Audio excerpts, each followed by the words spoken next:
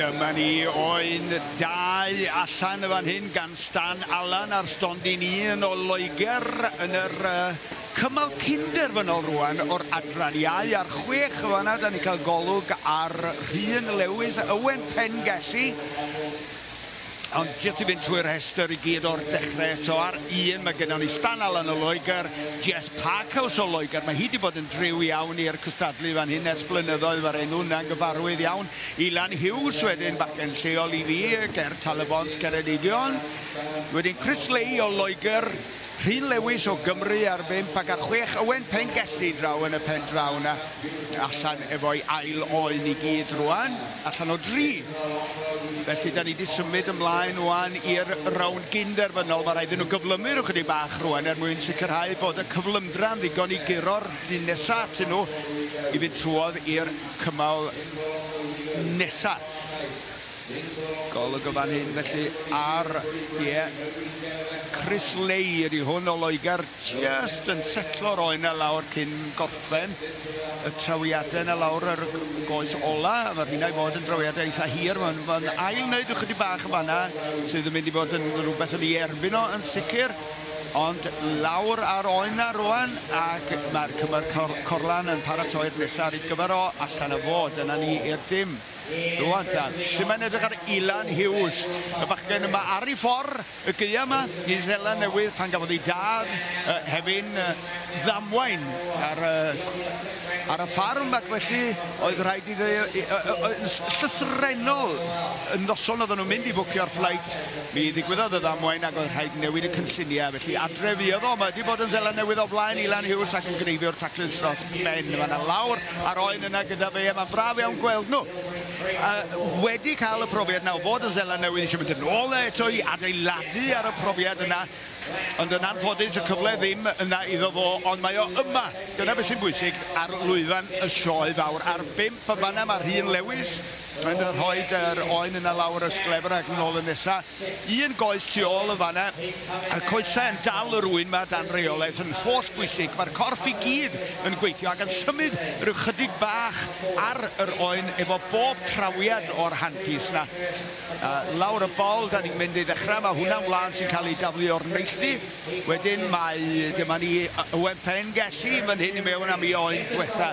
Fo'n cneifio'r taclus dros ben drawn y pen drawn o Loegr.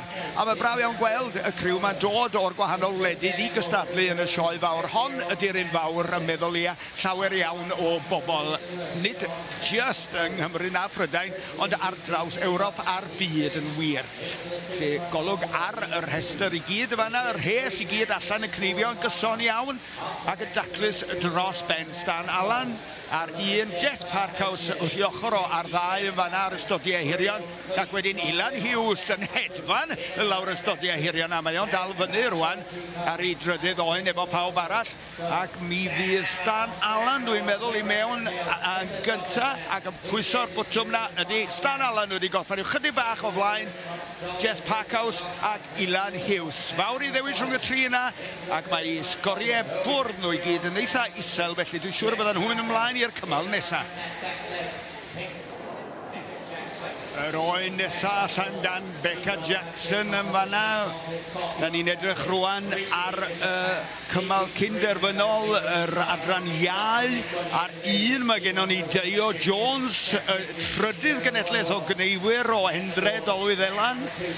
Wrth i ochr o ar 2 mae Hugh Watkins, ar 3 mae Tom Evans, ar 4 mae'r Becca Jackson, un arall o'r teulu adnabyddus y Jacksons o gneifwyr o'r gogledd na o Eryri. Efanstead wedyn, a'r Rhys Pant yn y pen draw ar 6. Dyna chi'n line-up, a mae Becca Jackson wedi bod yn llwyddiannus iawn yma dros y blynyddoedd ac yn datblygu ei phrofiad, ac mae wedi dod yn gneifio'r da iawn.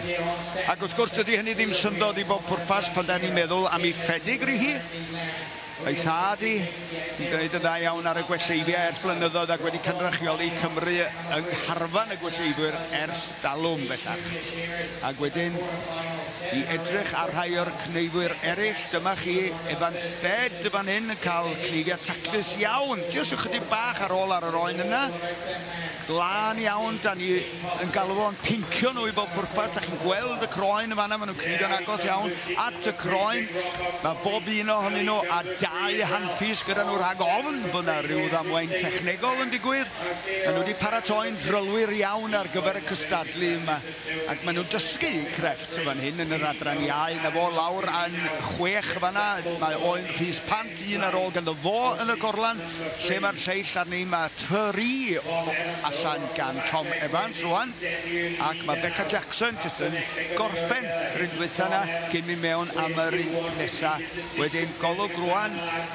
Yma'n ein ar Deio Jones yn tacluso'r ail oen. Gwych iawn, Deio. Da iawn ti, yw y taid yn balch iawn o honna ti.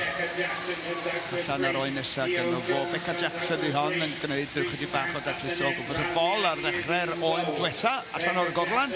Troi rwan symud, gwneud yr oen i orwedd yn gyfforddus ac wedyn mynd lawr y goes na. Y goes gynta. Gwneud digon o dan y penol, yr undermine, y tansail fel maen nhw'n galw. Wedyn symud ymlaen i'r gwddw. Agor y gwddw nofalus, pidio gwneud gormod yma na.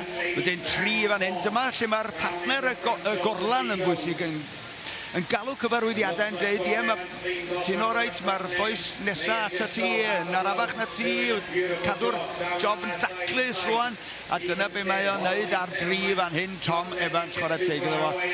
Bron ag orffen rwan, mae'n edrych yn debyg, mae fo sydd yn mynd i fynd â hi o ran cyflymdra, a mae o'n gneifio'r taclus ar yr un pryd. Gewch chi ddim cyfuniad gwella hynna.